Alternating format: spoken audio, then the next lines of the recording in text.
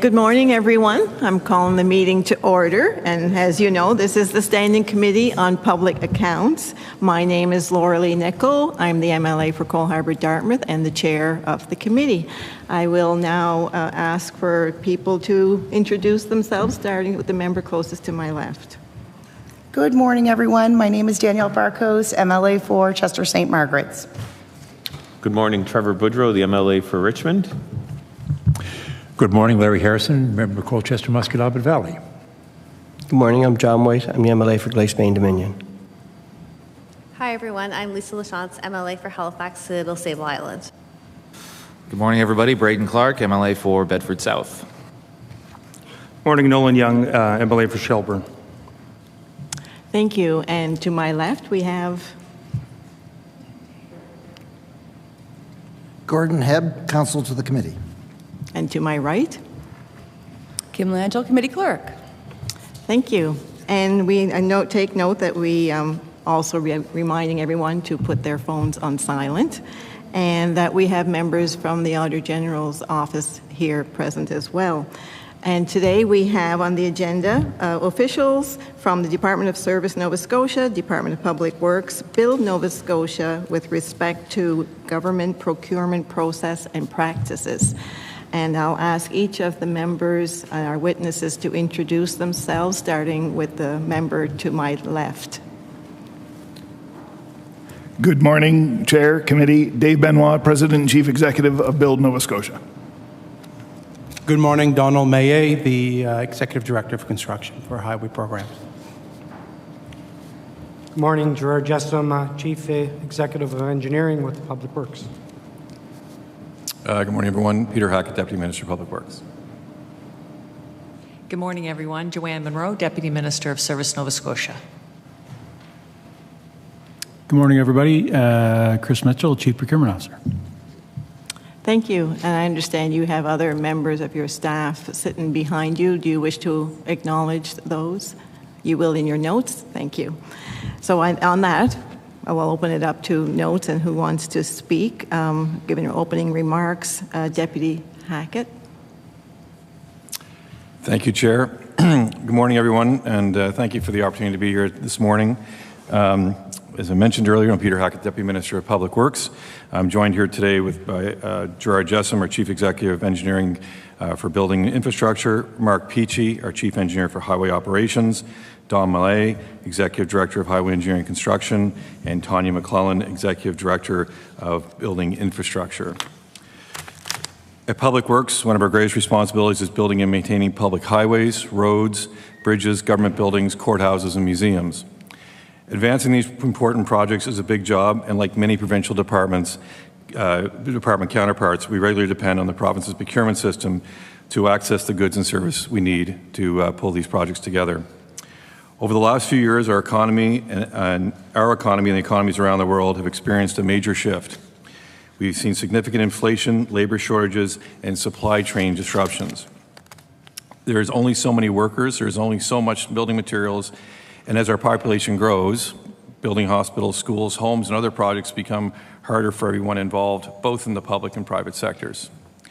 These challenges push us to examine how we deliver our projects to ensure that we get them done and that we get value for Nova Scotians.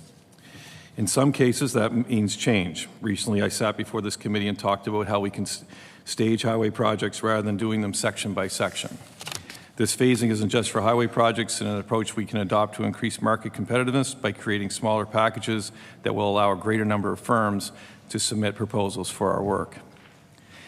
And when we still can't get what we need from the market, we have the option to value engineer our proposals or postpone them and wait for better conditions. We have options, and they all follow the rules set out in the Public Procurement Act. That's one of the great and most misunderstood aspects of procurement, the flexibility it gives departments to overcome challenging market conditions while still providing value and transparency for Nova Scotians. We know Nova Scotians rely on our work, and we are committed to providing the infrastructure they need.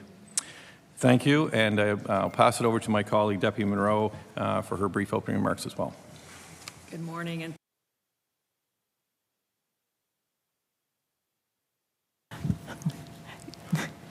Thank you. I acknowledge Deputy Minister Munro. Good morning, and thank you for inviting us here today. With me, I have our Chief Procurement Officer, Chris Mitchell, and behind us is Naja Abram, our Operations Director for Construction, Goods, and Services. Madam Chair, our procurement services team works with partners in municipalities, universities, education, and the health sector to help them meet their goals. It can be everything from textbooks for students, scrubs for nurses, computers for offices, or it can be more specialized and technical, like mechanical and engineering support for our complex healthcare infrastructure projects. Our staff specialize in procuring many different commodities, so they understand the markets. They're able to offer advice on how to get the best value within the specified timeline. Along with the experts in the Department of Intergovernmental Affairs, they provide advice on both procurement as well as trade agreement compliance. But ultimately, it's our partners who know their needs best. So we are there to support and advise them on what they can do, not tell them what to do. Having a centralized procurement model has worked extremely well for Nova Scotians. Since 2015, this centralized approach has generated savings of more than $554 million by the end of fiscal 22-23, and more to come. And in the 22-23 fiscal year alone, the province saved more than $75 million through this approach. One thing I'd like to note is that our procurement staff aren't involved in all aspects of purchasing. For example, Public Works leads land purchases. They are also able to procure items needed for emergencies, for example, repairs to bridges or highways damaged due to floods. Purchasing is very different depending on what you're buying, and while the province has economies of scales in some things, like office supplies and heating fuel, we are no different than the private sector companies or customers in others. Infrastructure is a challenging market right now for a number of reasons, including pent-up demand during the pandemic and our increasing population. There's high demand for construction projects and the contractors that deliver the services necessary to complete those projects. That means that a project we might have been able to get several competitive bids on in an RFP process just a few short years ago might attract only a single bid, or perhaps no bids at all. With that, I'd be happy to take your questions. Thank you. And as is a custom, we have 20 minutes per caucus, and we will go to MLA Clark for the Liberal caucus first. Thank you, Madam Chair, and thank you, everybody, for being here this morning. I appreciate your time. Just a question, I believe, probably for Deputy Munro and Mr. Mitchell, and this has come up in budget estimates and other PAC meetings as well, but I just wanted to clarify kind of the decision-making points, I guess, when it comes to alternative procurement. So if a department wants to move forward with an alternative procurement, they would run that by, for lack of a better phrase perhaps, to the procurement team there, and then Service Nova Scotia would make a determination as to whether or not they think that's appropriate. But at the end of the day, the decision whether or not to proceed with an alternative procurement is within the individual departments, even if there might be a disagreement over whether or not that would be the right path forward. Do I have that correct? Deputy Munro. Thank you very much for the question. I'll start, and then maybe Chris can jump in. So alternate procurements definitely are legitimate via the trade agreements for all provinces and territories. And so there are exemptions that we've talked about before, those 23. So where the process is, we have a guide that departments use in putting together what they feel is no benefit to go to market because of whatever circumstance they're dealing with. So they go through and they complete the process for alternate procurement, and they do then submit it into the procurement team where there is an assessment to look at the 23 exemptions, how do they relate or not relate to the trade agreement, and then they're either supported by the procurement team because they align to the trade exemption, or they're not supported. That's called unsupported. And then that does come because we know our colleagues and our partners have many, many, many pressures and things to balance in looking to deliver on their goals for Nova Scotians. We are there to support and advise, but at the end of the day, we all have commitments and goals to deliver for Nova Scotians. So on that point, I would like to say that alternate procurement, even before COVID, numbers are around 180 alternate procurements for government departments and about I guess 80 for Nova Scotia Health. But those are kind of the standard numbers that we have seen over the course of a number of years, excluding COVID. So there is a process, and I'll ask Chris to talk to a bit more of the detail. Chief Procurement Officer Mitchell. Thank you. That was pretty good. So to boil it down, the answer is yes. So we recommend, based on our review of the trade agreement, and that's a supported or unsupported, but ultimately the authority to approve going ahead with that lies with the department that put in the alternate procurement request originally. MLA Clark. Thank you, Madam Chair. And I know that the determination is made by the individual department. I appreciate that clarification. Just wanted to ask about the development or the alternative procurement around the Your Health NS app, which was originally a $12 million contract. It's been extended and added to since then, 5 years, contract signed in March 2023. The question of whether or not it has value to the healthcare system in general, I suspect is a question for health, Nova Scotia Health. But in that case, going back to that original alternative procurement, what was the Department Service Nova Scotia's view on that sole source contract? Was that seen as a good idea or not? Did the department give an opinion on that particular alternative procurement? Deputy Munro. What I can say is that was done under an alternative procurement agreement with Nova Scotia Health in place already with E&Y. I guess from my perspective, we weren't involved in that particular one, so that was done during COVID. So maybe I should defer to Chris to answer Mr. Mitchell, to answer any further question. Chief Procurement Officer Mitchell.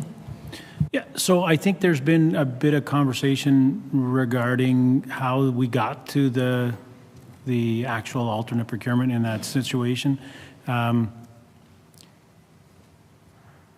Ultimately, we supported, all right?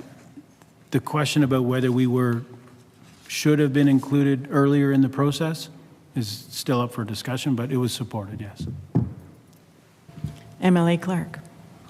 Thank you, Madam Chair. And that leads to another question which the AG has talked about in some reports, which is kind of mission creep, I guess, if I could say, on alternative procurements. And the EY one is a good example of that. As you say, it did start during COVID, but has grown substantially since that time period. I don't know if I have the numbers exactly right, but somewhere in the range of maybe $18 million is in the back of my mind here. So is that standard practice, or what is the department's view on that sort of thing, where you have one alternative procurement that starts as one fairly narrow project and then kind of balloons or expands over time beyond what the original scope would be? Is that standard practice, or should departments kind of come back to a baseline and start over rather than adding pieces on that might not be related in any way or very tangentially to what the original concept was?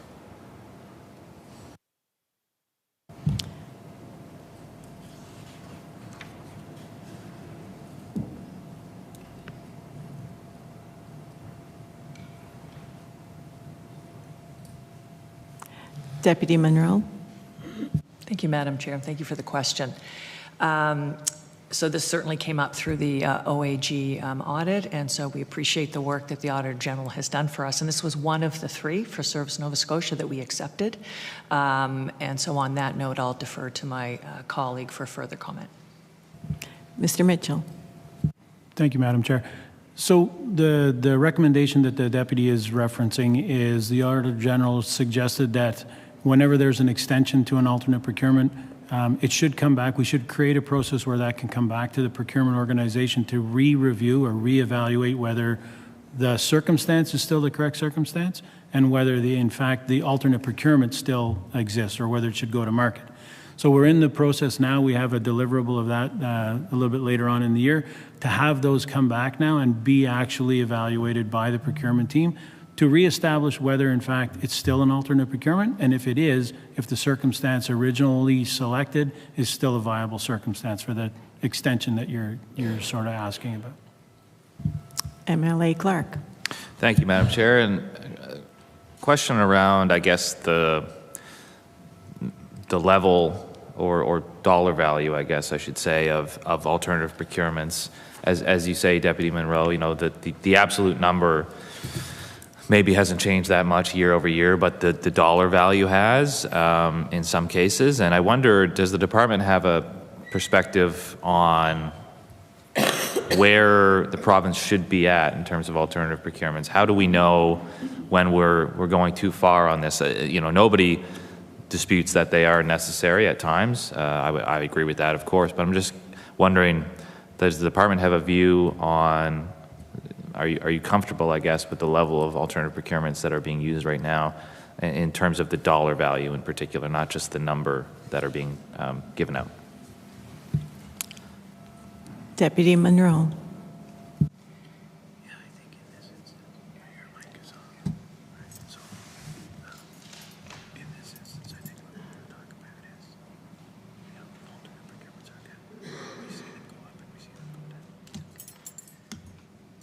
Thank you, Madam Chair. Thank you for the question. Certainly, we see alternate procurements go up and they go down. I do have the numbers, certainly on the numbers of procurement. So in last year, we did 820 contracts. And of those, there was 129 of those were government departments, or of the 820, 129 of those were alternate procurements for government departments. And for Nova Scotia Health, there was 120. That was last year. We do have some dollar value, and then I'll ask my colleague to elaborate if there's anything to elaborate on. Of the $1 billion in RFXs last year for the province, it was about 0.19 billion of that was awarded. So call it 12%, 15% of dollar value that was under alternate procurement. Mr. Mitchell. Maybe if I could just add a little bit of color commentary. So alternate procurements, as we've sort of been through a couple of different first in estimates and also the last time here at Public Accounts, it's not in argument whether alternate procurements are valid ways to go ahead and do it. I think what's interesting here is, and Deputy Munro touched on it a little bit, is how many alternate procurements we do this year versus last year. While it's interesting to see the relativeness, and in fact the numbers from 2017 to today, with the exception of the COVID year in the middle of that, would indicate that both in the government and in the health sector, we've pretty much averaged the exact same volume of alternate procurements in each one of those years. It ranges 250, 260 a year in both of those combined. What's interesting, though, is the circumstances that the market, and Deputy Hackett touched on this in the beginning, the circumstances in the market are different today. And so we have many, many smaller firms being bought up by larger firms, which is driving us to a limited amount of competition in many of the instances. And the other part that's really interesting to note is, of the alternate procurements that we have, more and more of them are negotiated alternate procurements. So what that means is, although the trade agreement allows us to not go to the market through a competitive process and to go down to a single vendor, that doesn't eliminate the requirement and the ability to do a considerable amount of negotiations after the fact of down selecting to that single vendor. So the numbers have remained the same. The validity of alternate procurements being an actual reason for a limited competition has remained valid. And the fact of the matter is, we're getting good value out of the contracts which are coming out of that alternate procurement. MLA Clark. Thank you, Madam Chair. And Mr. Mitchell touched on competition or lack thereof in some cases, which is a really, really important factor, obviously, in terms of value for money and outcomes. And so I believe perhaps the next couple questions would be for Mr. Benoit related to the HI and QE2 redevelopment, which is certainly the largest capital project we've ever undertaken in Nova Scotia from a dollar value and an impact value, I would argue as well. And as we know, there is a non-competitive outcome now. We had one bidder at the end of the day for that project. So how do we assess value for money in that case when we're dealing with a project of total cost that, you know, begins with a B for sure, and a 5% increase on budget, you know, when we're doing a connector road might be one thing. No offense to my friends at Public Works, but when you're talking about, you know, 5% on $3 or $4 billion, that's a big dollar figure. So how do we assess value for money in that case? And if we don't feel that we are getting value for money necessarily, what recourse do we have when we only have one bidder and we're kind of committed to the process? Mr. Benoit. Thank you, Chair, and thank you very much for the question. I think I would just be remiss if I didn't give a bit of a shout out to the Healthcare Infrastructure Division that's working extremely hard, not just on that project, but across all the healthcare projects across the province. These are major intergenerational investments, and so that team works day in and day out, and when I say that, I mean that literally, in order to make sure that they are delivering on the best value for Nova Scotians. But it isn't just them that allows for that best value to be obtained. I think is what's important to recognize, and Mr. Mitchell touched on it as well, is that there's a whole process to this. And so the part of the process includes value engineering, it includes the negotiations that we're talking about. And those elements, well, sometimes they can take time in order to have a discussion with the proponent. They're very critical in making sure that the outcome is where we would like it. I would remind that while we do have one proponent, the whole process started out as a competitive bid. And so we started down that road, so it remains considered a competitive process. We did have one of our proponents that withdrew from the process, and that does happen from time to time across the country and in really complex, difficult projects. But we are certainly, we feel very confident in not just our ability, but also the abilities of our consultants, which help us to make sure that we're getting that best value. So they're providing independent assessment and evaluation of the different designs, of what they expect to see based on real world market conditions. And those market conditions have changed significantly, as has been mentioned many, many times prior to today. But they are using that information. And these consultants are they have access to information from across the country. So it isn't just about Nova Scotia. They also look across the country and in some cases where it's appropriate and makes sense around the world in order to help benchmark and make sure that we're getting the best value for Nova Scotians in every one of our projects. MLA Clark has indicated he wants to ask further questions. Thank you, Madam Chair.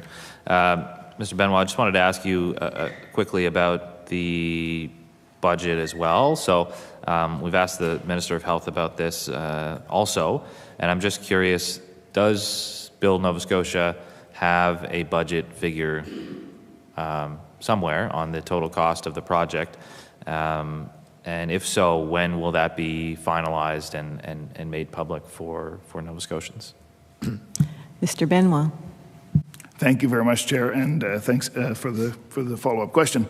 As I was saying, it's not just, it's about best value for Nova Scotians. So it isn't just about the budget. It's about what's going to get delivered, what timeline is it going to get delivered. So it's, as you look at a major project, you got the three key elements. You've got budget, schedule, and scope. And it's managing those three in order to deliver the best value for the best cost over the best time. And so the team is constantly in that discussion. And because of the nature of the facility being a hospital and the complexity of that being significant, we need to touch base with a whole bunch of stakeholders, including clinicians, in order to make sure that we're getting the right delivery.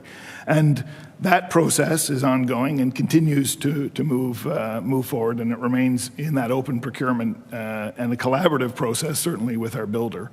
And so we are working, very hard to make sure we get the lowest price with the best scope in the shortest time possible. MLA Clark.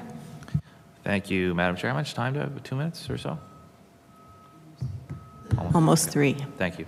Thank you, Mr. Benoit. So is it fair then to say that at this point in time, today at least, there is no final budget or timeline for the completion of the total project? I know it's phased and there's a whole bunch of moving parts, and you may have timelines or budgets for more immediate things, but talking about the whole thing, today, does there exist a timeline and a dollar figure at which we can say we'll be done on this quarter of whatever year and it will cost approximately this much? Do we have that at this point?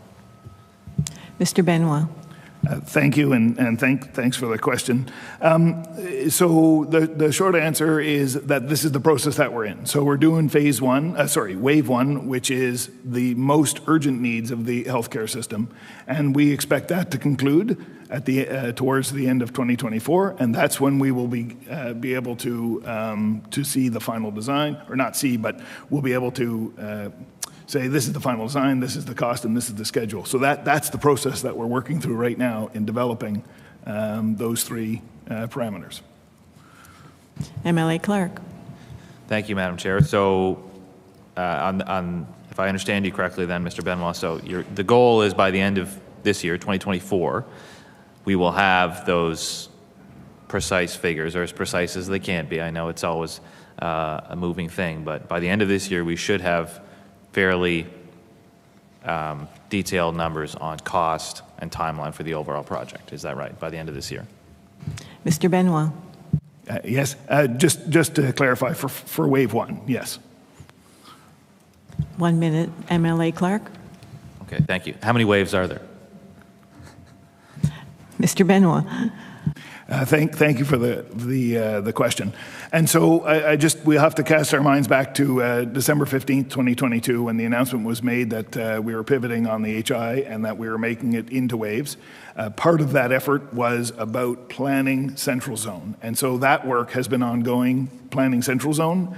That isn't just the HI site. It includes all the capabilities that the Central Zone would need. And the team is working and has been working over the last year to put together that the broader plan of how these capabilities should be, where they should be situated, and what capabilities are actually required. And so the future stuff that will be at the HI site and the things that will be also in Central Zone are all part of that plan, and that's being developed right now. Time has ended for the Liberal Caucus. We will move now for the next 20 minutes of questions from the NDP Caucus, and I acknowledge MLA Lachance. Great, thank you. So I wanted to follow on a bit about process, maybe, and I appreciate having heard a bit about the walkthrough in terms of, proposals come from departments, you decide if they're supported or unsupported, and then ultimately it's departments who make decisions. Have you? So when a proposal is unsupported, what reasons would you provide to the department to explain why it's unsupported? Deputy Munro. I'll defer to my colleague. Mr. Mitchell. Thank you very much for the question. So it would depend on the circumstance, but for example, if somebody was to suggest that there was no other competition, if we were to do some research and determine that there were 1 or 2 other firms that had a similar kind of product, then we would unsupport that request for that particular alternate procurement circumstance.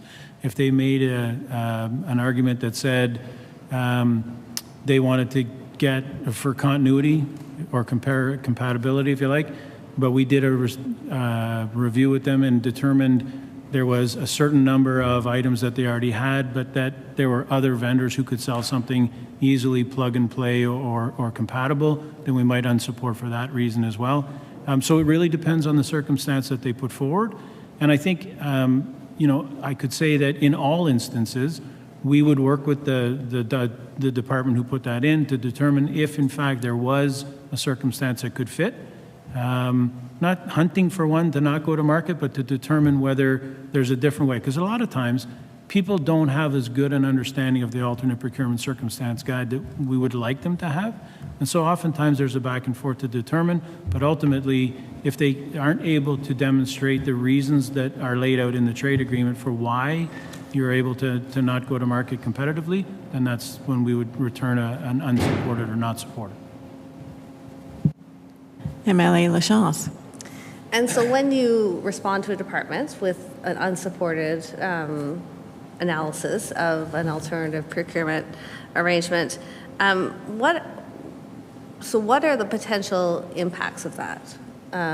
Is there a complaint process that other organizations could engage in? What happens next that you've said, actually, we don't support this, but here you go, department, and the department goes ahead?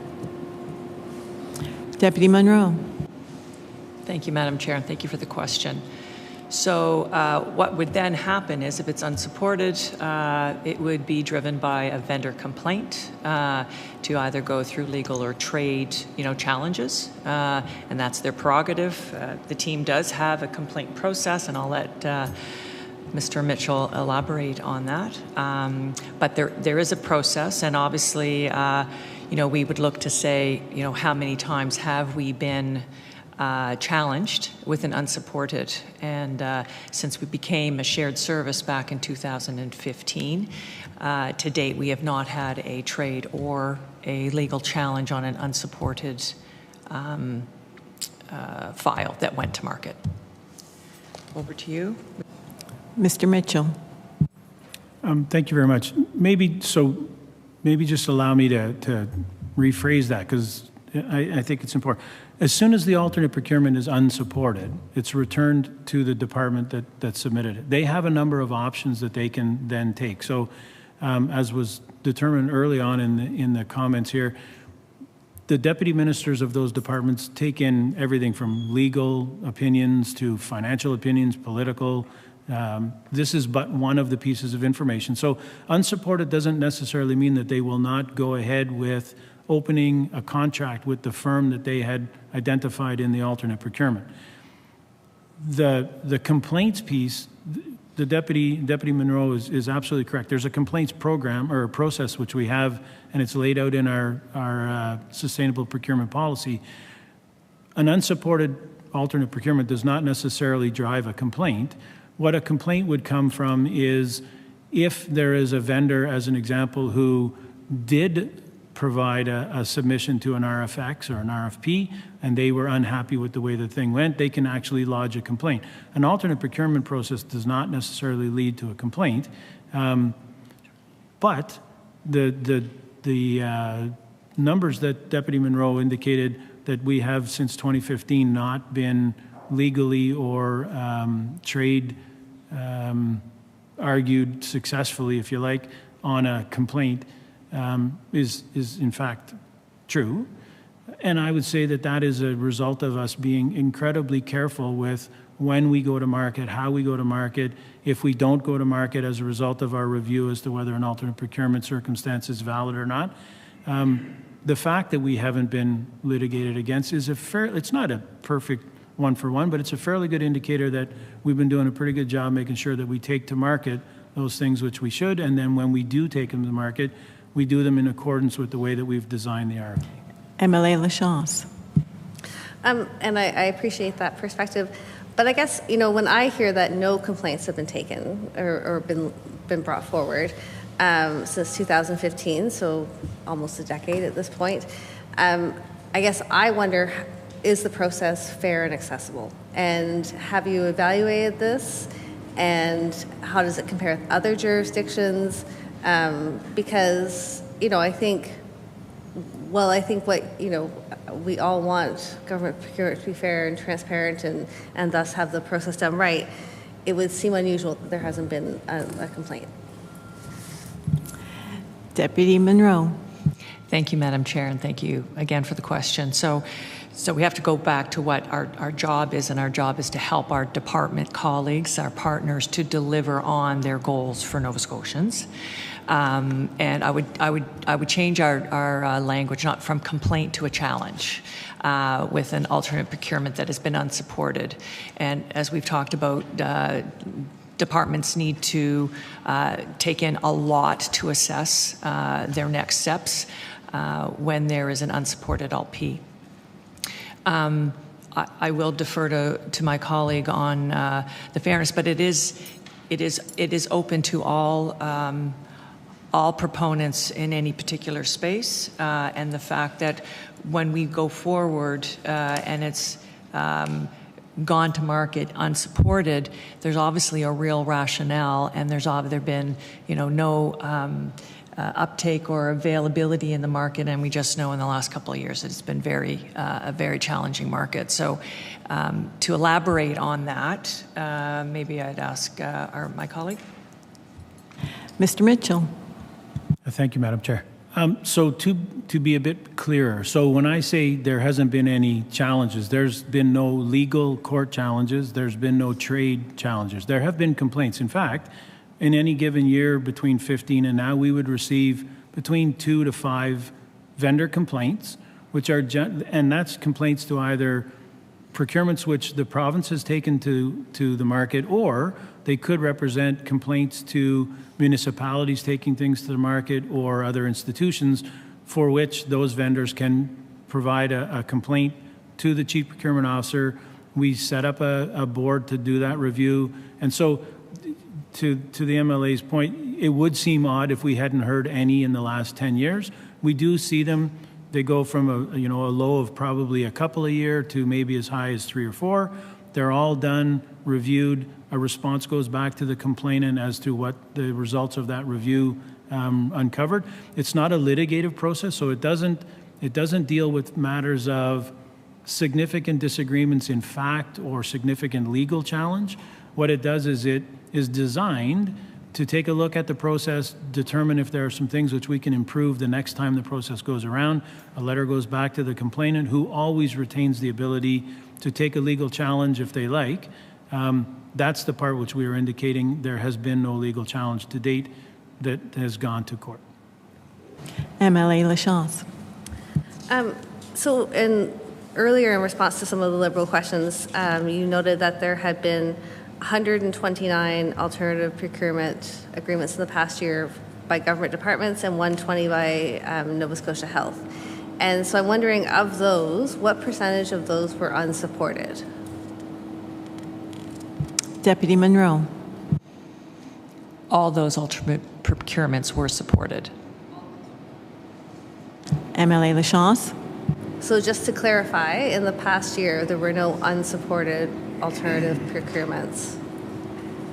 Deputy Munro. Decisions delivered, I guess. Thank you. I'm not sure exactly how we, I don't think we track the unsupported alternate procurements, because once they're unsupported, they go back to the department, and then departments actually decide not to go forward with it. I know my colleague has said that many a time. So the decision then lands with the department, and the circle back is not there. So if they can decide not to go forward, and I know that happens a lot, I don't have those numbers, or they'll decide to move forward because of other factors. MLA Lachance. And maybe I'll just try and get to this question in another way. So of the alternative procurement applications that you review from departments, what percentage would you say you return with a determination of unsupported? Deputy Munro. I'll ask my colleague to respond. Mr. Mitchell. Thank you very much for the question. It's an interesting question because it's one of the points which we've been having conversations with the Auditor General about. They were very interested in finding out how many unsupported there are. But as you can imagine, when they come in and they're unsupported, the activity at that point for my team stops for a moment in time. We return them to the department. And then if the department decides to go ahead and it's below the dollar values which we would take to market, the next time that we could possibly know about that is when a purchase order has been cut and we have to create some form of a validation in the background. But in an unsupported, we don't currently track them. One of the things which we're working with the Auditor General on is there value in that? And so that's an open question which we're working on now. MLA Lachance. And so just to clarify, I understand the process that once it goes back to the department, it's up to the department what they do with the information. But surely out of your office, you know how many supported or unsupported letters you send to departments. No? Do you have a percentage in your mind of how many are unsupported? Mr. Mitchell? Currently, at this time, we do not track unsupported alternate procurements, and so I can't tell you if the 129 times which government created a contract as a result of an alternate procurement, how many had come in, gone through a process of review and been returned as unsupported. No, we do not currently track that information. MLA Lachance. I mean, I do think this would be an important part of understanding how the process is working, to understand for your department, for your division, how many things are coming forward to you that in fact are unsupported. I think it could inform, further clarifications to policy. It could inform things like training. You referenced, people's familiarity with the guide.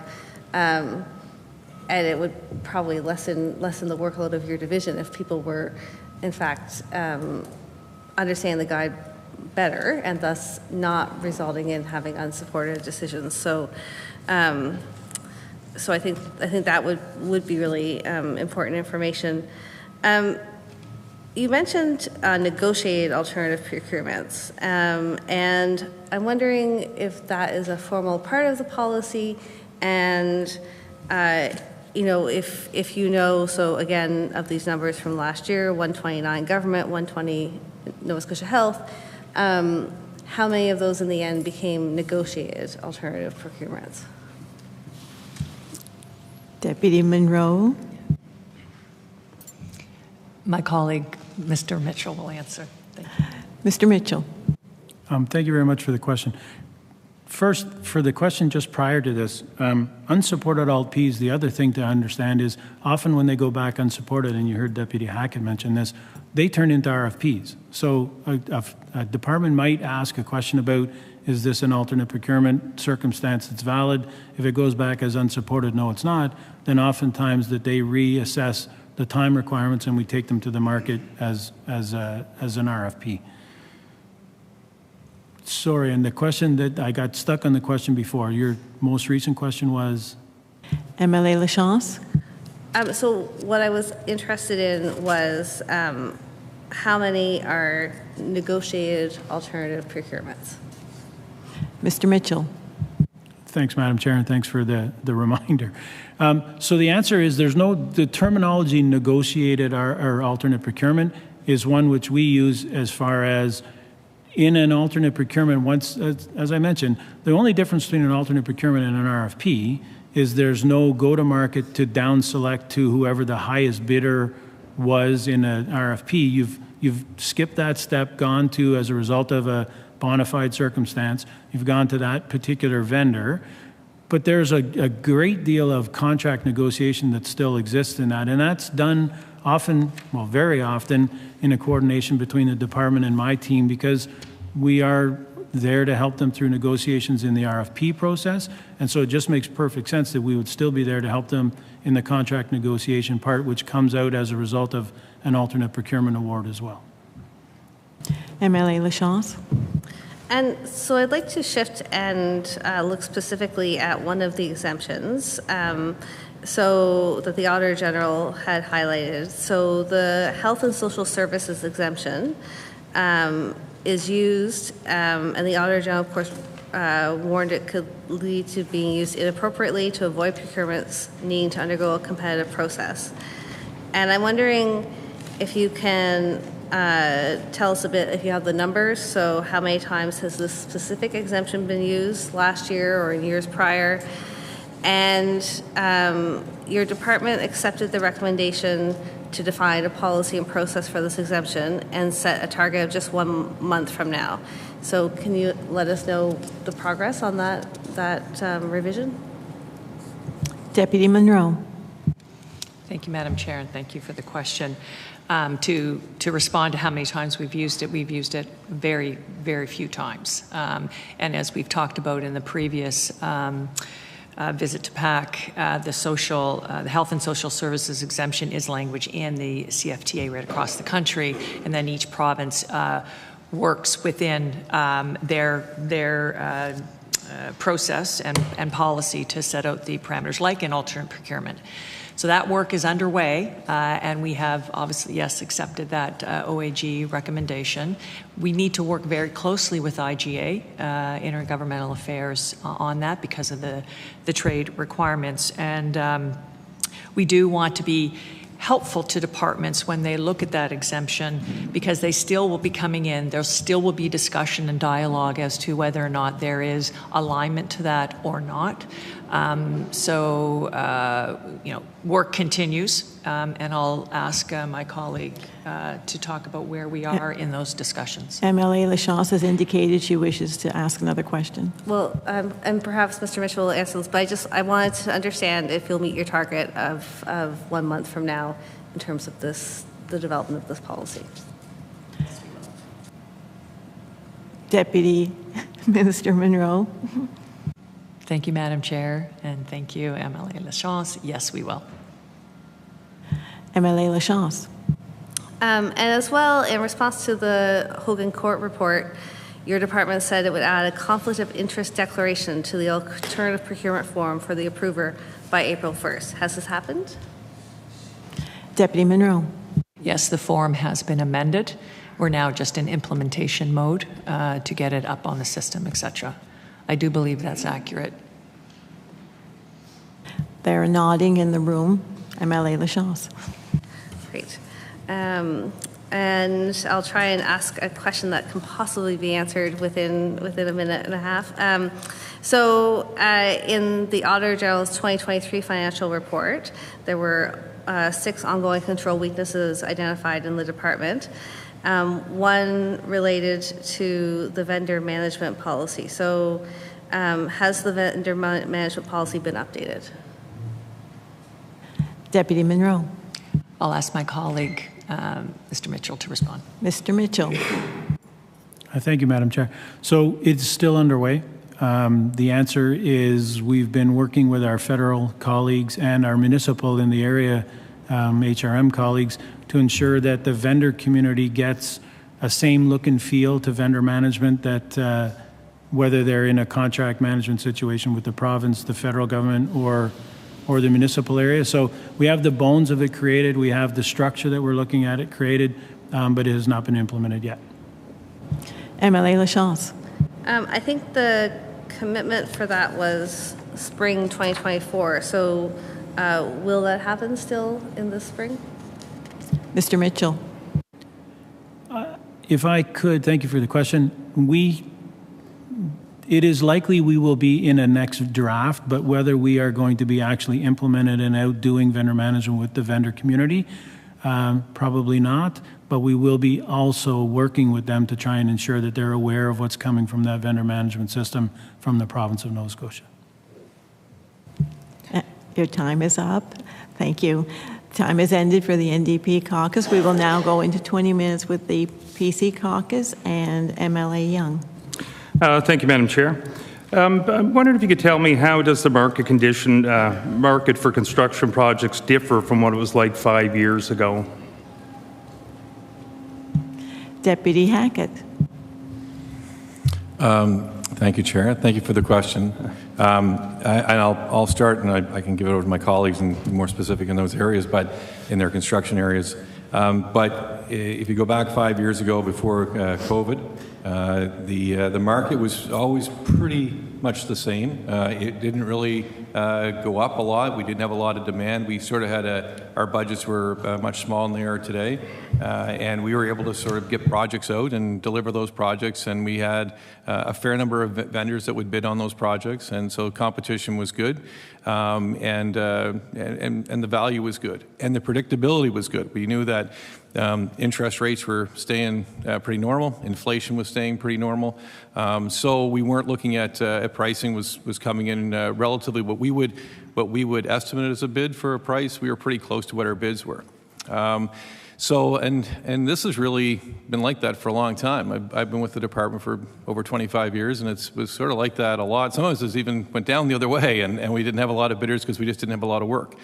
But now it's changed, and since COVID, the market around the world has changed. The demand for things like housing, schools, hospitals, public infrastructure like roads and transportation has just increased, obviously here in Nova Scotia, but all through Canada, North America, and other parts of the world. So it is a big change. It is a big challenge. And then on top of that, just because of market conditions, we've also had population growth, which is going on everywhere. So the demand for public infrastructure has gone up significantly in 5 years, and it's gone up significantly in 10 years. And we haven't really seen this any time previous to this, in any time previous to this. So it is quite a challenge for us, and just trying to find even people to do the work for us internally, as well as to find the contractors and the bidders has been challenging. And trying to keep those numbers and costs down has been challenging as well. I don't know, Mr. Jessome, if you want to add some comments to that. Mr. Jessome. Oh, thanks for the question. I think Deputy Hackett summed it up very well. Certainly, the pandemic has thrown us a knuckleball, right? So we've been adjusting to that market. Like with supply, we all heard those supply issues early on in the pandemic. Steel, I can remember, was a difficult one as the escalation of steel prices increased significantly over a very short period of time. That had settled out, but other materials that are used in building construction escalated in price throughout, in subsequent years. So it's been challenging to get a handle on that. We have cost consultants that we employ that really keep an eye on the market and engage what's happening across the country, really, right, to help us, provide better estimates and better budgets for projects. So that has been a challenge, but, we're working towards that challenge and working with a team to get us there and continually to work that going forward. Again, as Deputy Hackett suggests, the labor market is challenging as well. A lot of initiatives have been done by government to get more people encouraged in skilled trades. So we're working towards that, right? And we'll get there, right? And it's a good, robust, it's a good problem to have, and we're working on it. Yep. MLA Young. Just as a tradesperson, I lived out west for years and years. I've seen all kinds of market conditions, the cost vary and stuff from, several $1 million to several $1 billion. So I hear it's looking almost like it was in Alberta here with the demand. I'm wondering if you could tell me, how does grouping similar projects together help government get better value? Deputy Hackett. Yeah, there's a number of things for that. So depending on the project, large projects are difficult to group together, such as a school. You got one school, one area. They probably are one-offs sometimes. But a lot of our highway projects we group together for a number of reasons. One, they can get you better pricing. You don't have to pay the mobilization costs twice. There's a lot of fixed costs that would come with one project that can be distributed over another project. The volume of amount of materials that you would do in a project such as crushing gravel, making asphalt, even in concrete, that volume will drop prices down as well. So if you can group projects together, it allows vendors to sort of, the cost of the overall, say it's 2 or 3 projects, the cost is still going to be higher in a way than one project, but it would be lower than the three together. So the issue is that the more that you can group some of these things together, the more you're going to get in volume, the more you're going to cut back on some of those fixed costs, and then you'll get competitive bids as well. If contractors have to move around the province, 2 or 3 times to the same location, that's going to cost you money, whether it's in mobilization costs, transportation costs, housing costs, food costs, those sort of things. So if you can get a contractor on site, plan it on site, and do a number of projects, it'll drop the price down. MLA Young. I think Mr. Benoit may have had something to add too, but I'll throw a question out first. Are all types of construction projects equally challenging right now? Deputy Hackett. I'm going to start off with Mr. Jessome, and then I'd ask Mr. Maillet, as Mr. Jessome does vertical building infrastructure, Mr. Maillet does highway infrastructure, Mr. Benoit may add to that as well. We'll start with Mr. Jessome. On the building infrastructure, yeah, thank you for the question. Yeah, certainly on the building infrastructure side, we're having challenges on all of our projects, right? But you know, we're working to overcome those challenges as we go on forward, right? It's a different world today, right? It's a different world to build a building, right? Like we see developers. You know, the city here in Halifax and across the province, we see a lot of development, which is great to see, right? But we have to work within that development, I guess, to find solutions to overcome these challenges. But definitely on the building side, we're seeing many challenges, but we're working to overcome those challenges. Mr. Benoit? Thank you, Chair, and thanks for the question. If I could just step back, 2 questions, pardon me. The only thing I'd add to Mr. Jessome and Deputy Hackett's comment about the environment is that there is this level of work right across the country. So everybody is making these large strategic infrastructure investments, and it isn't just across this country, it's across North America and around the world. So that adds an extra complexity to that environment. On the bundling question, you know, it is about competitive value. So whether we bundle small or bundle big, it's all about trying to drive the best value and the best value for Nova Scotians, both from a time, you know, those 3 parameters, time, project scope, and cost. And then the last thing I would say on the last question is, you know, in the healthcare realm, it's already complex and complicated. Before COVID, it's become even more so now that you've got layering demands. And you know, as the builder, this is really about DHW and NSH, but the needs that are required in these facilities are now quite different in a way than they were before because of the impact that COVID had and the understanding now of the possible ways that, everyone always understood how viruses spread, but the things that we're thinking of putting in place now are you know, as a result of lessons learned out of COVID. The other thing is we also understand that as we build this vertical infrastructure, it isn't just for today, it's for the next 50 years. So how do we make sure it's still relevant and providing the service that it needs to do in 50 years' time? Thank you. Monsieur Maillet? To reiterate Deputy Hackett's comment about labor, post-COVID, we've seen sharp decline in labor forces, skilled trades. So the contractors and even ourselves, we struggle with, you know, having the proper amount of individuals to do the work. With regards to executing projects, of course, we always have our challenges around timelines associated with regulatory approvals and of course utilities and stuff. So specific to challenges, you know, we do manage that risk and we execute the projects to the best of our abilities. MLA Young? Do you have anything other to add? And why are we seeing delays on projects like highways and in the transitional care project?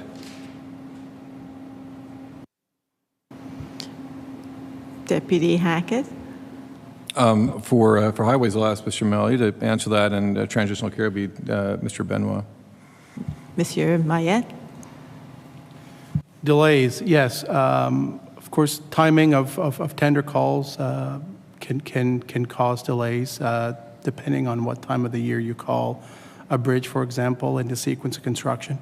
Your typical road construction, of course, we do have to abide by the regulatory approval process and the utility relocation process. So every now and then you do have a little bit more extended time to get some of that done. And of course, you know, you do have to deal with the contractor. Sometimes they do have other projects to finish on a certain amount of time as well. So you have to work with them, and sometimes they get behind because of weather. Last summer, of course, we've seen a lot of our forces leave our construction sites to go to help with the storm that occurred in July. So we see a couple things like that specifically to those issues. MLA Young? Yeah, so would an RFP solve that by having a defined completion date? And would it mean that projects would be done more quickly? Deputy Hackett? Yeah, I can probably answer that. Yeah, so many of our projects do have completion dates, defined completion dates. They do have what we would call liquidated damages in those projects. It's difficult in current times, as you mentioned earlier, about the 5 years before, 5 years ago. Those did have impacts because there was there was enough time for contractors to do that work. There wasn't that much work in the industry out there, so they did work. So liquidated damages work, select dates to be completed work, but we still do that. The problem is now a lot of contractors have to bid in a lot of the damages, or they'll try to bid in the damages, and the projects may not get done on the day you want them to get done. We're trying to figure out a way to overcome that. There are ways you can do it. You can do different types of projects. You mentioned about bundling and trying to stretch projects a little bit further, stretch completion dates out further, and some of the demands on those. There's also some ways you can do it with putting in bonuses. We try to get jobs done earlier, try to give incentive to get the projects done earlier. We're working through some of those now because we haven't really seen a lot of this before, where the projects aren't getting done on our completion dates because there's just so much work. And so we're trying to find out some other solutions to try to get the contractors either held accountable to those dates, or try to figure out a better way to get them delivered on time, or try to spread them out a little bit further. We will now go to MLA Barkhouse for questioning. Thank you. So I hear this a lot from taxpayers, whether my constituent or not, and they ask, what is preventing government from just hiring their own staff and doing the job themselves? And this could go to any of the departments, I think. Deputy Hackett. Sorry. Thank you, Chair. Thank you for the question. I'll start off, and then my colleagues can add to where their specific areas are. So we do have, obviously, in our highway section, we do have in-house staff that do the highway work, and it's critical work to be done, and not just, we fill potholes and fix signs and fix bridges throughout the summer, and we have a lot of snowfall and ice and snow and ice control. So a lot of our folks do that in-house, and we do use private contractors to help us throughout the year as well. On the construction side and building, these are a lot of projects, and we would need a lot of people, and we would need a lot of skilled labor. And our projects are very defined, particularly in the healthcare and education sector and the justice area, that most in industry, they take a while to do. They're complex. They take time, and to have people internally to do that, you need a lot of people. And so I think it's right now. I think the market is very competitive. I know it's hard to find skilled labor out there, but yet though a lot of the contractors are professional, they know the work. They know the work better than us. And I think if you went to trying to do a build up internally, it would cost a lot of money, and I don't know if it would be that efficient. But I'll also ask my colleagues to join in a little bit on that and see what their thoughts were. Mr. Jessome.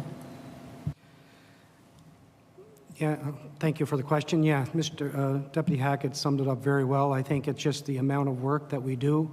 Like on a public works side, we manage the projects from an owner perspective, for the government, to make sure they keep within budget and on schedule, and we work with builders who are experts in the field, who have a lot of experience to accomplish that work, and we're very happy with that model. I think we work well with the industry, and industry works well with us, and I think they're the experts, and we let the building to them, and we manage it with them. Did Mr. Maillet wish to weigh in if he has something different to say? I guess I could. Sure. So our maintenance forces, specifically to the highway side, they're quite busy in the summertime to try to fix the potholes, do the brush cutting, do the shoulder repairs, do the sign repairs, and all that stuff that we need to maintain our roads with. Some of the bigger capital projects, they're very labor intensive, very equipment intensive, specialized equipment, asphalt plants, asphalt spreaders, rollers. We don't have that equipment internally, and we can't even compete with the efficiencies that the private industry has on that specific work. MLA. Thank you. That actually goes along just about with the same line that I tell people. So they say alternative procurement is a competitive process, but I'd like to know a little bit more of how it could be competitive without an RFP. So, Deputy Munro. Thank you, Madam Chair, and thank you for the question. I will have my colleague jump in as well to give a perspective, but when we've talked about the alternate procurement process being a legitimate procurement tool that needs to be used on occasion, and we know that it helps on so many, especially in this market too, when we're actually putting RFPs on the street and not getting any responses or one response. So when you get into an alternate procurement, I think the word negotiated is actually what happens.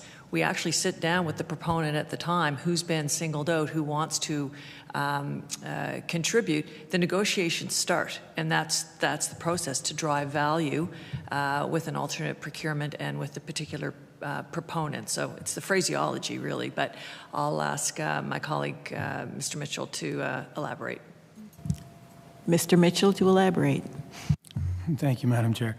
So I think, as we've all demonstrated, we do 5 or 6 times as many RFPs compared to the alternate procurement numbers. It's always in the best interest, and the departments, as well as health, have always got the idea that going to market is the way to guarantee, if you like, the best possible competitive advantage. But alternate procurement circumstances define when going to the market isn't the best way, right? So when you're looking to buy a 6th thing that you already have 5 of, and you want to buy it from the same person who sold you the first 5, going to the market to find somebody else to sell you the 6th one or to get a different 6th one doesn't make any sense at all. And so those are the kinds of circumstances that drive us to the alternate procurement decision. The forfeiting, if you like, of going to market in an RFP was made as a result of there is no competition, or it doesn't make sense to go and find that competition. And as Deputy Munro has laid out, once that decision is made, the majority of the benefit then is in the negotiation with the company you've selected as a result of that alternate procurement circumstance. MLA Barkhouse with less than 2 minutes. all right, so I wanted to ask a little bit about value engineering and when that has been successful when bids for tenders have come in way over budget. So. Deputy Hackett. I'm going to ask my colleague Gerard Jessome to answer that question. Mr. Jessome. Thank you very much for that question. It's a topic that's near and dear to my heart. Perfect. So, no, it's really, because it's a process where all people involved in that project sit down around a table to work some technical aspects out. The contractor, our design consultant, our client department, and our team that's working on that project work around the table to kind of work on technical aspects of that project where we can lower costs and get it a little more in line with our budgets, right? So it's a really good collaborative process. I guess an example of that is a school we're building here in Halifax, is St. Joseph A. McKay, right? So we went through that. It was a little bit over our Class A budget and a little bit over our budget, so we worked with the contractor, who was very cooperative, worked with our client departments and our architect to look at the systems, the technical systems in that school, and to see if there was any ways that we could save some money and get more in line with our budget. And one of those, an example, was the exterior wall system, right? So we had used an exterior wall system that we used on many schools or many buildings in the past. Very comfortable with that exterior wall system and spec, right? So, but in... Thank you, Mr. Jessome. Sorry. Isn't it such in life when the heart of the matter you get excited about, your time runs out. We are now going to go to the second line of questioning, beginning going back with the Liberal caucus. Each caucus will have 11 minutes, and MLA Clark. Thank you, Madam Chair. And just a question for probably the Public Works folks around the additional exit that was added to the Highway 104 project near Broadway, Pictou County, between exits 27 and 29. It was a $9 million project. I think it was announced in October or August. I was just looking. Why was an alternative procurement used for that or will be used, obviously it hasn't been completed yet, will be used for that project.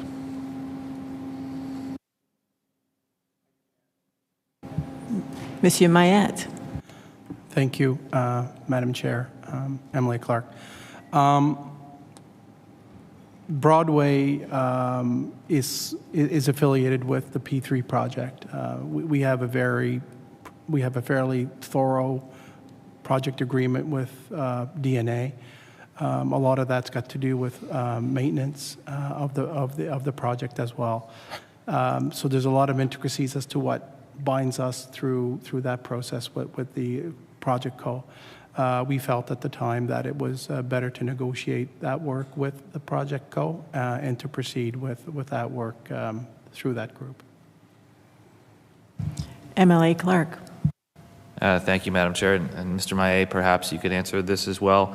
If that exit wasn't originally in the project design, I'm wondering what changed to have that added as of last year. Mr. Maillet. On a conceptual basis, like when the project was initially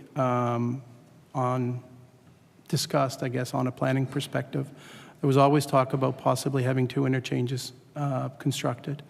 So on the onset of the project, when we went through procurement, we decided not to. But as the project actually grew and as the time grew on, is that we felt the need that, you know, this would be the right thing to do at the time, given the resources were there, given that the substantial completion was almost done on the original project. And it was just a good time to have an add-on to the project to have it completed. MLA Clark. Yeah, thank you, Madam Chair, and thank you, Mr. Maillet. And we had a chance last year, I think it was, to drive up. We were up in Antigonish. Madam Chair was with us as well for out-of-town caucus, and just wanted to say it was great to drive that new highway. That's something that you know, I had some exposure to from the beginning, and then different after I left government as well, and now back to see it. It's a great project that legitimately saves people's lives. So congratulations on that. It was beautiful, beautiful brand new highway. So it was great to see. Mr. Benoit, I just wanted to ask about a couple of tenders that were canceled on the waterfront, not far from where we are now. One related to the former Nova Scotia Crystal building, and then one related to a former Tourism Nova Scotia building. Now, there were tenders posted for those in 2022 for a competitive open bid. We received information through a FOIFOP request that there were talks with bidders on both of those properties, but both of those bids were canceled at some point, and not sure why. So I'm just wondering if you could give me some information as to why those two bids on those buildings were canceled after there had been at least some initial discussions with bidders on them. Mr. Benoit. Thank you, Chair, and thank you very much for the question. It is, you know, there are times when bids end up getting canceled. So apart from these two particular ones, sometimes the government intends to do something, goes in with good faith in order to attract bidders, proponents, go through the discussion, but in the end we end up not having to cancel them. And it could be lots of different reasons for that. Maybe I'll just focus now on the two specific ones that you had talked about. And it really is unfortunate that it was the same proponent in both cases. There was that was coincidence. For the first one, the Nova Scotia Crystal building, it was actually while the Crown review was actually under review. So I wasn't in the chair, and I don't have access to all of the reasons that people would have had, or all of the data or information that they would have had in order to make their decision. So I can't really speak on that one. What I do know at the time was there was a lot of uncertainty with the Crown review, how it would unfold, and kind of what would be the end result. On the second one, the Visitor Information Center, that one was just after a build had been established, and it was just after I came in as the CEO. And we had we had just gotten word that the community, because the Visitor Information Center used to be a Visitor Information Center, and we had just gotten word that they were moving out. And so the team looked for the opportunity to say, is there something we could do with this building? And so we launched the business development opportunity. Unfortunately, we're unable to conclude it. And part of that is about, one of the things that we're doing now is we're looking at the strategic assets of all not just the land, but also the properties on the waterfront. So the waterfront, I think everyone could agree, is one of the most visited destinations in Nova Scotia. And I mean, I get comments all the time about how beautiful and how amazing it is. And that didn't happen by accident. That happened because a strategic plan was developed. And now it's time to update that strategic plan. And so putting more things on the waterfront without having that plan in place puts us into risk, not just with the waterfront, but with the people who we would engage, so our proponents. Because I would not want to be in a place where suddenly we're saying, well, okay, you know what, the greater good is required to use this thing for something else, and now you have to move out or something like that. That would be tragic to do. So we're in the process of looking at that waterfront and updating that plan from that helped us to achieve where we are to make sure that we can continue to evolve. MLA Clark would like to ask another question. Thank you, Madam Chair. Thank you, Madam Chair. And so, Mr. Benoit, do I take from your answer there that those two sites in particular, is it Build's intention to retender for those at some point, or is it kind of unclear what's going to happen to those two sites as of today? Mr. Benoit. So it's all part of that. What does the waterfront look like? How do we develop the waterfront and continue to move it forward? So it'll be part of that plan. And then when we have that finalized, we'll be able to know what we're going to do with those two specific sites, along with all the rest of all the assets and all the property that's down there. MLA Clark. Thank you. And when are you hoping to have that waterfront plan complete? Mr. Benoit. So it is a thing that we're kicking off now. The need for it was identified. Probably I should have identified it earlier, to be perfectly frank with you. But it's identified now, and so the team is working on it. As far as an actual date, I mean, we're progressing it over 2024. So we're working as quickly as we can. It isn't the only thing we're doing, of course. We've got all sorts of other projects that we're trying to deliver on, and so the team is, working as fast as they can on each of these efforts. MLA Clark. Thank you, Madam Chair, and perhaps Deputy Munro or Mr. Mitchell might be able to answer this one best. Obviously, canceled contracts is not ideal for anybody. Bidders spend money, time, effort to make submissions, and department staff time is used as well. Do we know what proportion of projects actually end up getting canceled? Do we have that data at all over whether it's a year basis or even a ballpark, roughly? Deputy Munro. Thank you, Madam Chair. Thanks for the question. We don't track that data at this point in time, so no, we don't. MLA Clark. And just to touch on an earlier question from MLA Lachance, which was a good one, I wonder, does the department have, or does the department feel that it might be useful going forward to start tracking the statistics on approved versus not approved ATIPs? I think that would be, I assume, not difficult to do, and I think would be helpful for us to at least get a sense of is it a 1 in 20 thing or is it a 1 in 2 thing, and the differences in between. Is that something that you think could be done, should be done? Deputy Munro. Thank you, Madam Chair. Thanks for the question. I like that ATIPs. That's an easier. Yeah, that's actually easier to say, but we're going to take that away. I can see the value in that, and I think there has been some conversations that we've had internally about it. So certainly open to that. Yeah. MLA Clark, you have less than 30 seconds. less than 30 seconds. Shot clock. Thank you, Madam Chair, and thank everybody really for being here and for answering the questions. I really appreciate it. Procurement doesn't always get the shine that it deserves, I think, but it's a really important topic with real implications for government and for Nova Scotians. So thank you all for your time today. Thank you. We move on to the NDP Caucus with MLA Lachance.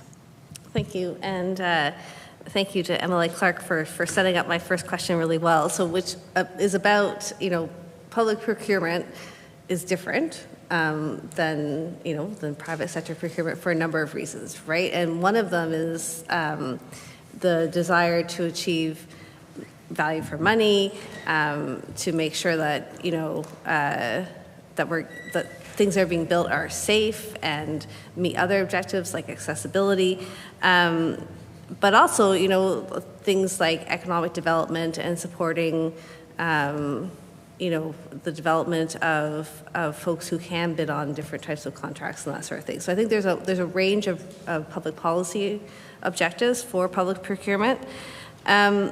And so, in listening to the description of the changing market, which is very real here, it's very real across the country, I'm wondering if there has been consideration in the procurement policy or I think probably in Service Nova Scotia around what other tools government could use to enhance the public procurement process, maybe increase the number of folks who can bid on things, other types of, structures like standing offer arrangements.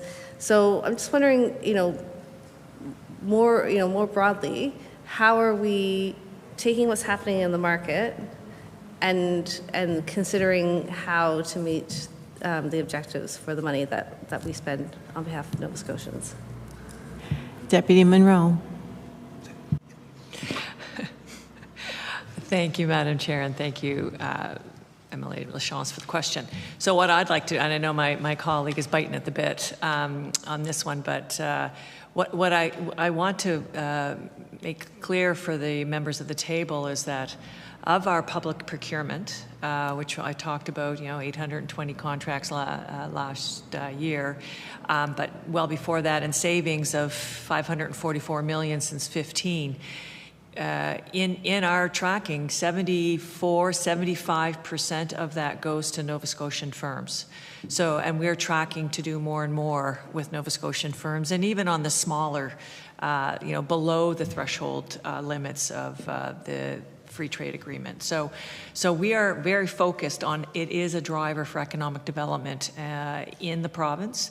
We do work very closely with our colleagues to support and advise accordingly. But we do see opportunity to do more and more with Nova Scotian diverse suppliers and those that might be underrepresented or find public procurement challenging or scary.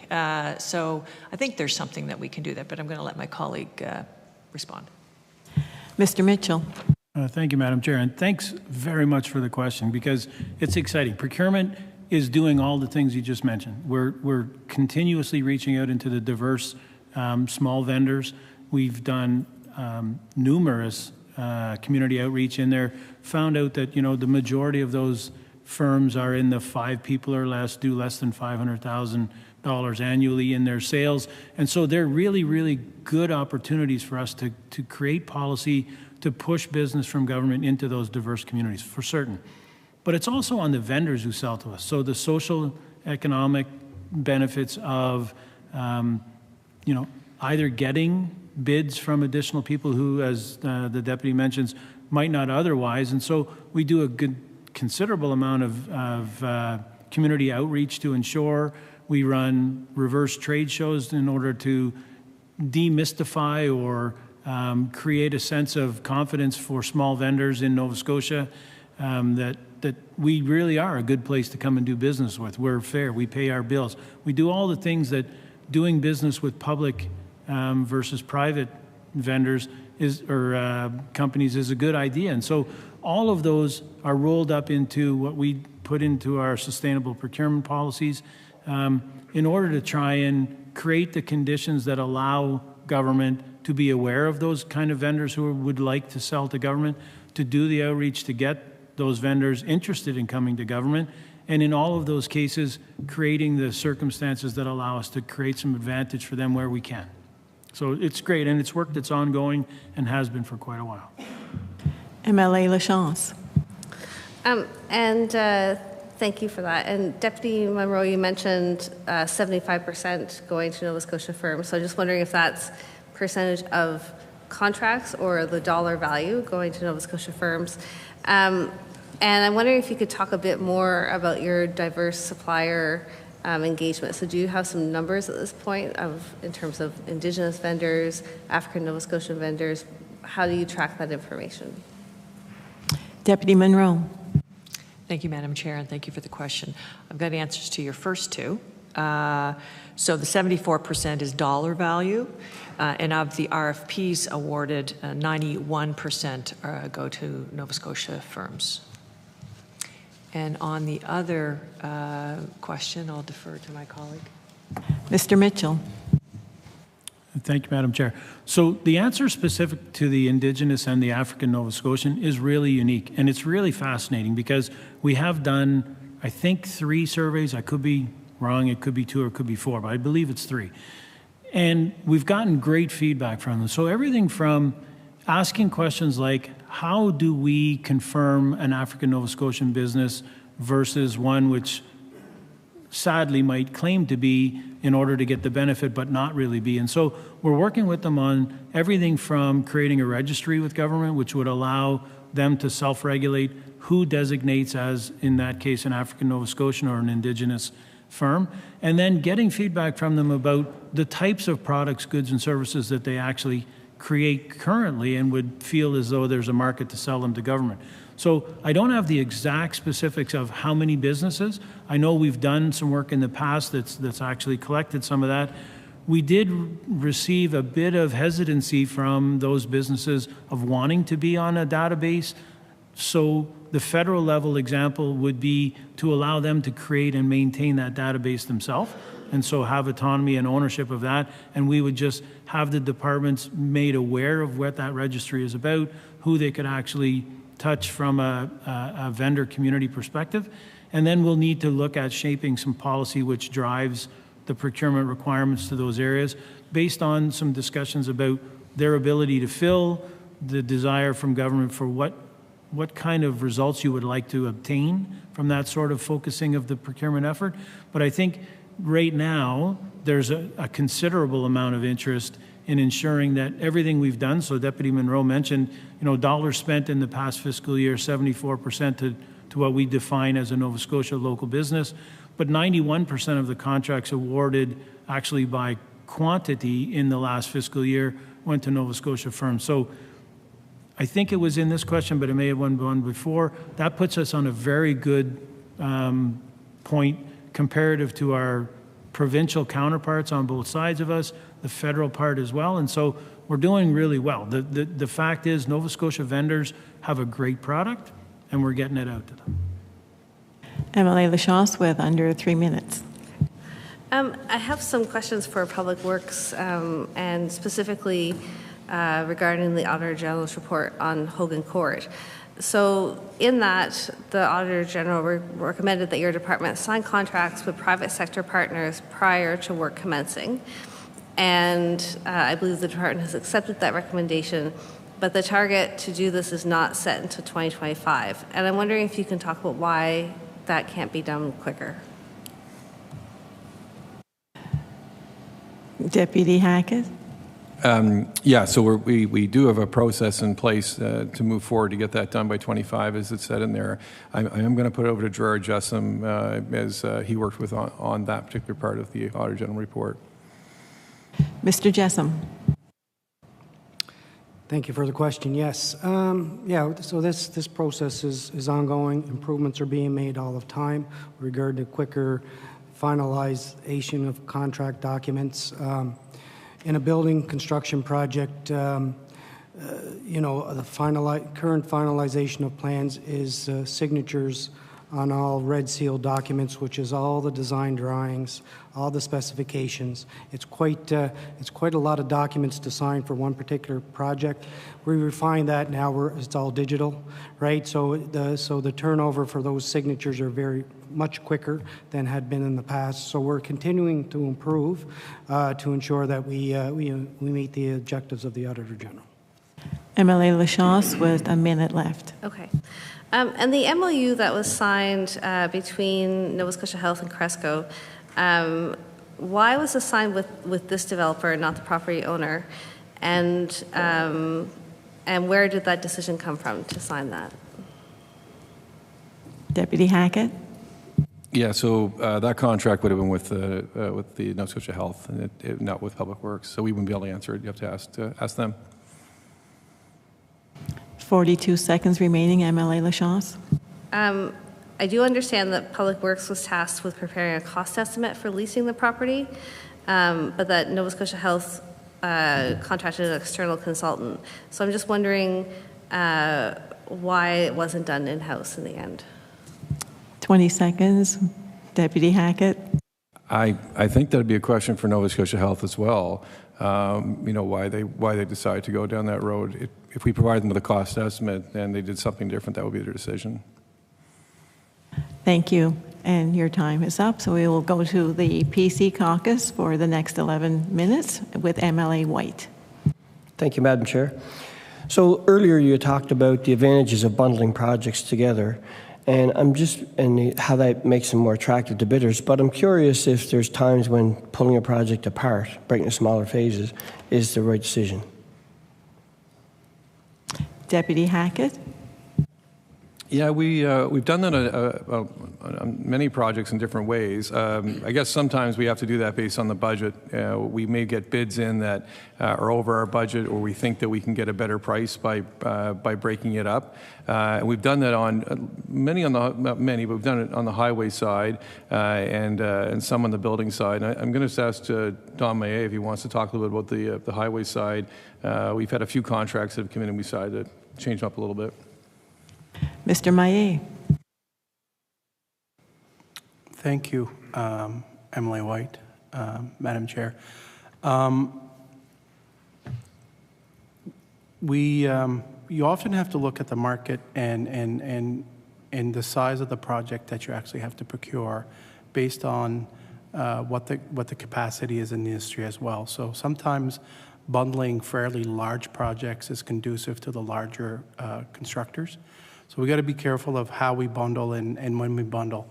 For example, on our major capital projects, we would probably be looking at,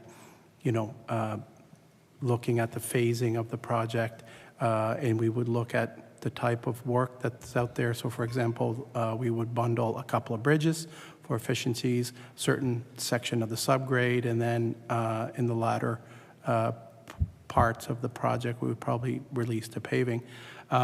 We do, and we did bundle a couple of bridges last year that we thought we would be successful in getting. We got limited bids on it, and that project specifically, what we did is actually cancel the project. It was up in Colchester County, and we canceled, we rebundled smaller projects, got more bidders, and saved some money on that. So in instances like that, we realize after the bid closes that it's way beyond our engineer's estimate, and we regroup and we rethink, and we do cancel and rebundle. MLA White. Thank you. You're not building structures, and I know that's your building, but you're building communities. Like, that's how I think of it. That's why I asked that question. It's really a preamble into Glace Bay Hospital. Glace Bay Hospital serves reserve mines, Donkin, Portmoreland, Birch Grove, Dominion, New Waterford. It's a huge area. And when I think about that, I know there's a big project coming there, and we have it bundled as a project. So I'm curious about something like that, and realizing where I live so far out, and we're not used to this kind of construction, so I understand the supply chain issues and construction and everything else. So I'm wondering, does the location of the project within Nova Scotia, does that matter, such as experiencing higher pricing, and if so, why? I kind of think it's because we're not used to that kind of construction. We're just not equipped for it. So I don't know if my question is clear. Deputy Hackett. Thank you, Chair, and thank you for the question. So, so you are correct when you said that we're building communities, and that's what public infrastructure does. And you know, we are very broad in what we build, from highways to schools to hospitals to justice centers to public buildings, and all kinds of little things in between. And so we do that right across the province. And it's important because, it's important to get the projects right. It's important to get the projects for the communities right. We are in a situation of, as I mentioned earlier, we're in a situation of growing population and bigger demands, such as our hospital projects, but and our education projects and new highways. But we also have old infrastructure too. So we have to make sure that our old infrastructure is getting its attention as well for those communities. And that does become an issue because right across the province, depending on where you are, the bidding can be a little trickier, the cost can be trickier because of things like just materials, labor, bringing people in to do projects and housing and feeding your staff and things like that, depending upon where you are and where those contractors are. So in some cases, like on the highway side, there are contractors right across the province, and sometimes the bidding is better and there's more competition. But on the building side, I know Mr. Jessome, Mr. Benoit, on their projects, they are having some difficulties in some parts of the province. So just trying to get the right pricing and the right bidding because of the area. But maybe, Dave, maybe you could talk a little bit about the situation in Cape Breton. Mr. Benoit. Thank you very much, Chair, and for the question. I think, just to add on to what Deputy Hackett said, is so we do see variances throughout the province based on, and it could be based on the number of contractors that are in the area, the ones that are interested in doing the work, the complexity, the style of the work. Certainly, being able to, and then it starts to, I wanted to connect it to your last question, and then you start to ask yourself in the value engineering part of this, which is invaluable in trying to make sure that you deliver the best value for Nova Scotians, that whole process of value engineering. Do we unbundle? Do we pull stuff apart? Do we put things together in order to attract competition? And it is about competition, but why do we want competition? To get the best price. Why do we want the best price? Because, if we can get something, then it provides good value for Nova Scotians. So we continue to work, as you had already mentioned, we continue to work on the four main healthcare projects in Cape Breton, and those continue in process. MLA White. I realized you have a young labor force that doesn't have that kind of experience in Cape Breton. That is a fact. That's what we're seeing. I get that. But nothing inspires a community more than seeing new construction. So that's why I asked the question in that way. But I'm going to pass it over to MLA Boudreau, in the interest of time, given the questions. MLA Boudreau. Thank you, Madam Chair, and 4 minutes left. And I'm a late fill-in today, but certainly have a couple of questions. And I'm going to revert back to kind of the alternative procurement process and just a few questions with respect to that. And I just wanted to know if there are really any safeguards in place to prevent misuse of alternative procurement practices. Like what kind of safeguards would you have to make sure that things are done properly? Deputy Munro. Thank you, MLA Boudreau, and thank you for the question. When you talk about safeguards, I think we're all driven to drive to deliver on the goals for Nova Scotians, and each department, each leader of the department have deliverables for Nova Scotians and as well our government. So when you talk about safeguards, alternate procurements are a legitimate process and part of the Canadian Free Trade Agreement that all provinces partake in. And they are used and an integral part of how we drive value for Nova Scotians and deliver on the projects and requirements of each of the departments. So our job is to support our departments in delivering fundamentally for Nova Scotians. we are the strategists, we advise and we counsel on how best to do that, and also bringing in the requirements of the trade agreement to ensure that we go best way to market or not, again, with the focus of driving value for Nova Scotians. At the end of the day, it is through a negotiated process that we use alternate procurements, and our procurement team is in lockstep with departments to support them in those discussions and negotiations. So when you talk about a safeguard, it is really about the principle and the drive to drive value for Nova Scotians at the end of the day. And it is a legitimate tool that we have in our procurement toolbox. But I'd ask my colleague, Mr. Mitchell, to also elaborate from the technical perspective. Mr. Mitchell. Thank you, Madam Chair. I think the only piece I would add is the Auditor General identified that the two areas they felt concern was either the client who was indicating an alternate procurement requirement or the evaluation part, which was done inside of procurement, and that there could be a conflict of interest. And so one of the recommendations which we've agreed to is on the alternate procurement form going forward, both the person at the requesting end who's looking to have an alternate procurement or deems that to be the right circumstance, as well as the reviewing entity in my organization will indicate on the form that they have no conflict of interest in that situation. So it's not a question of did they actually decide not to go to market because of the company that was being selected. They'll indicate now. Not that they haven't had that as a part of their responsibility just in the terms of their employment, but now it'll be clear on each individual alternate procurement form that there's a conflict of interest indicated doesn't exist in that particular case. MLA Boudreau. Thank you, Madam Chair. And just kind of further to this kind of conversation on safeguards, but also just ensuring transparency and fairness in an alternative procurement process. So kind of how does government kind of make sure there's like that transparency and fairness when doing that? Deputy Munro with 30 seconds. Thank you, Madam Chair, and thanks for the question. All alternate procurements, ATAP, are posted 72 days after contract is signed, but there are exceptions to that, and I'll point you to number 2, number 17, and number 23, one of those being confidentiality as part of the trade agreement that would not be posted. So majority are posted on the public site 72 days after contract. Thank you. And so that ends the line of questioning. You can all relax now. And I ask maybe the two deputies if you have any closing remarks that you would like to provide.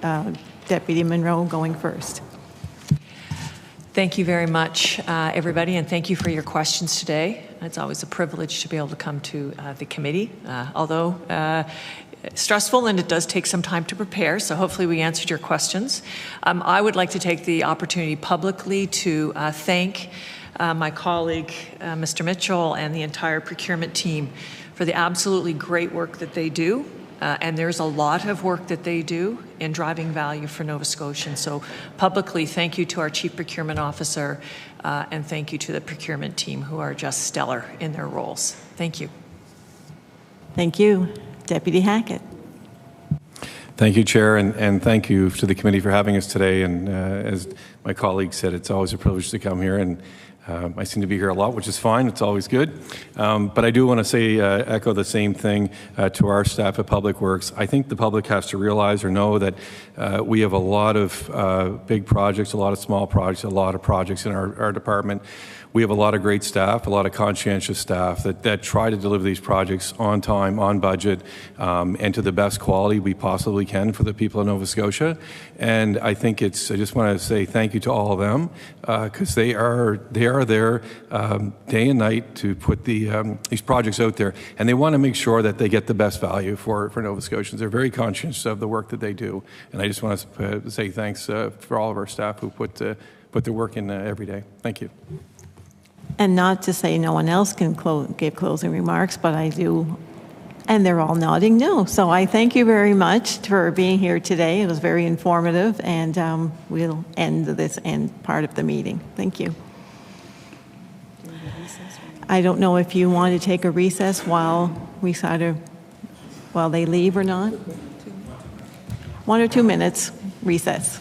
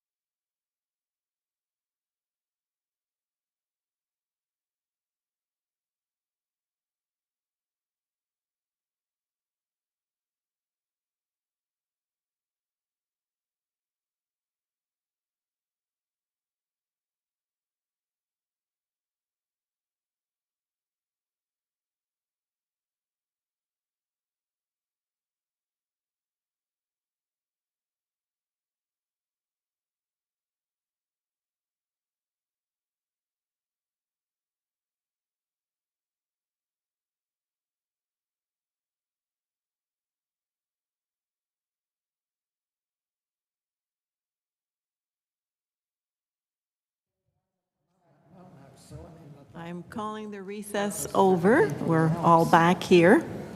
Thank you, back. So as you've seen in your package, there's quite a bit of correspondence, so we're going to deal with that first. And I wonder if we received one from the Department of Public Works, and I just wondered, it said additional information was requested from the February 7th meeting, so I just wondered if anyone wanted to discuss that letter in particular. I'm not seeing anyone indicating so I will move to the next group of correspondence. There's been quite a few of it. One, Jessica Bouchard emails, it's all on the violence in schools.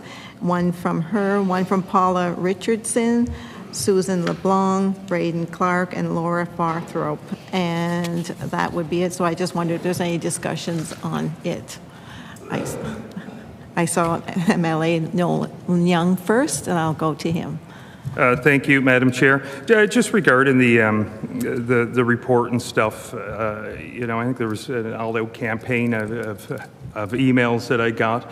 I mean, this isn't our report. This is an Auditor General report, so I'm going to ask for some input on it. Like, I haven't seen the report. We take our recommendations from the Auditor General based on, you know, the recommended witness list. You know, I understand the committee is able to choose whatever witnesses, but the practice has been that the Auditor General report that we would not have seen, we take advice from. So I'm just wondering if it's possible if the Auditor General's department may be able to weigh in on their opinion if an amendment to the witness list would be appropriate. Mr. McPhee. Good morning. As it relates to an amendment to the decided witness list, we really do want to refrain from weighing in on who should partake at the witness stand on this one. Point taken on the fact that you haven't seen the report. It's difficult to make these decisions. We totally understand that. However, we will be refraining from getting involved in making recommendations on who should be sitting before you on that public session. Again, we've sought the input from many parties involved in this audit, and it's really up to the committee to determine who they deem appropriate to come and speak to the report. Obviously, we have through our fieldwork, surveyed educators at RCEs that they will be their information will be incorporated into our report. That's all I can really say at this point. So I will leave it at that and pass it back to the committee to make a decision on. Thank you. Follow-up, MLA Young? Yeah, just a quick one. Just asking, when you deliver your report, was the NSTU part of the recommended witness list that you would have provided? Mr. McPhee. Just want to clarify, we never really weigh in and make definitive recommendations on who should be a witness. That's up to the subcommittee to make a decision on. We're there to provide our input. The Auditor General would have done that. But ultimately, it's a committee decision on who they want to bring forward to have the witness.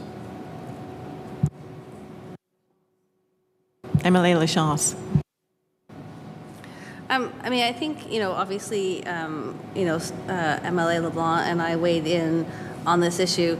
I take quite seriously the 754 emails that I have received from people asking to reconsider this and to include teachers' voice. I think, we've looked at the recent Nova Scotia Teachers Union survey that shows that 84% of teachers have actually considered quitting in the past 5 years, and 42% of those cited the rising levels of violence. And I know that when I, go door to door in my constituency, the concerns around violence in schools is top of mind for folks. So I think we all agree that this is a critical topic, and that it's really time to get a hold of it and understand the issue better. Thus, at this Public Accounts Committee meeting, I don't see how we can have that fulsome discussion without having teachers' voices at the table, and the NSTU is that teacher's voice. So we continue to feel very strongly that we need to hear from folks on the front lines, and that will enrich our discussion and allow us to have a better deliberation of the issue.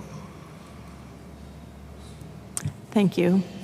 You have anything more to say? MLA Lachance. So I will move a motion to add the Nova Scotia Teachers Union to the list of witnesses for the committee meeting that reviews the public committee meeting that reviews the AG report on violence in schools. Okay. The motion is on the floor. I have other speakers, so I wanted to go to MLA White first. Thank you, Madam Chair. As a 20-year teacher, I totally understand why teachers want to be heard on this one. I get that. I do understand. I'm a substitute in this committee. I thought that this committee was dealing with the Auditor General's reports and only those witnesses were kind of recommended. So I just want to be on record as saying that if not in this committee, then I do want to hear a teacher's voice. So I think I can support your motion. MLA Clark. Thank you, Madam Chair. Very briefly, obviously, I've spoken on this. My correspondence is in the package as well, but I certainly would support the motion to add NSTU. I'm glad to hear the comments of MLA White there as well. I think it's a very good outcome if we can get there to have teachers added. Obviously, they have a critical voice in this issue. Thank you. MLA Young. Thank you, Madam Chair. You know, I think it's not the best practice to be deviating from some of the recommended witnesses, but as there's a motion on the floor, as there seems to be a lot of interest in adding them, again, I haven't seen this topic. I don't know the contents of it. I don't know the recommendations. I'd like to make an amendment to the witness list and also add PSANs. You know, there's an educational leadership table that includes the Department of the Union and the public school administrators, so if we're going to add extra witnesses, I'd like to add them as well. I go to the mover to see if that's a friendly amendment. I think we have to vote on it. You have to vote on the amendment first. So we'll vote on the amendment first. All in favor? Aye. Contrary-minded? Motion's passed. And now you vote on the amended motion. All in favor?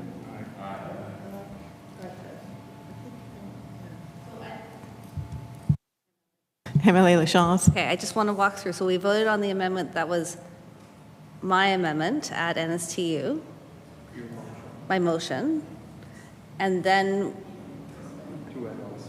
to add, okay, so have we caught up? I didn't know if that would also be like an amendment. Anyways, I just want to make sure we're all caught up. So Okay. it's your motion with his amendment, so now it's the amended motion that you put on the floor. All in favor? Aye. Contrary-minded?